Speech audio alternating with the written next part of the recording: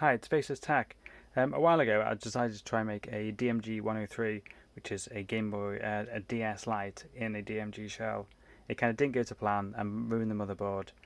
I had all the parts and I kind of wanted to use them up so that it wasn't taunting me anymore as an unfinished project. So I decided to try and make a Game Boy USB controller.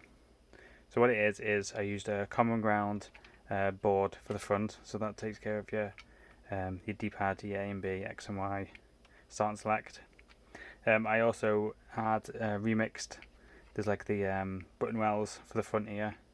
I remixed them because I thought they were a bit thin.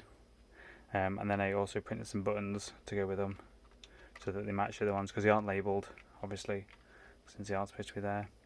But I also added, that took care of them, I also needed to add L&R buttons. I found a bracket, a 3D printed bracket, but it had like the clicky buttons and I wanted to use like the nice soft touch buttons, so I remixed that. All these files will be on my blog post. You'll be able to use them and then use the soft touch buttons out on the back, so they're kind of like the silicone, match the silicone ones on the front. I think it's quite nice. I also, this is my first project Retropie because this was like a really old shell that I bought a couple of years ago for my first modded DMG, and it's just been sitting in a drawer, so all the bits literally are recycled. That's why it's got a weird odd back cover, because it didn't come with a back cover. I think this was the days where you actually, I think I paid about £10 for booking DMG, which sadly is no more. I also done just like a fake front cover with like the Nintendo logo, like as you know when you turn it on. Power LED. He also printed some port covers, so they're all nicely covered up. I just literally glued them in with super glue, even done a fake on switch.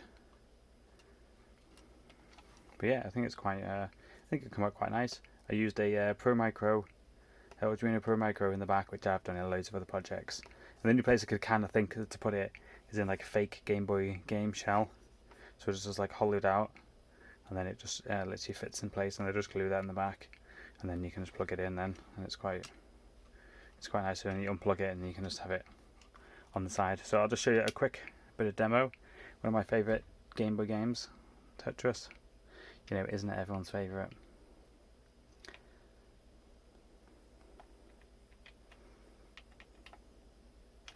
As I said, all these files will be, the 3D printed files will be available on the blog post to go with it, with probably a bit more info.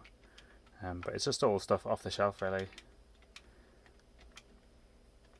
Just a nice little project, and it's quite nice to have just a controller you can just grab if you're trying to set up like a Retropie console.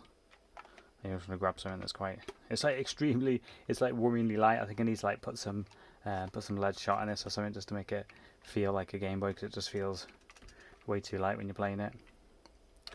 But yeah, that's pretty much it. As I said, there'll be a blog post, a bit more description, a bit more of the files and stuff in there. And you know, even if you don't want to completely copy this, you can just use it as inspiration. Take the buttons.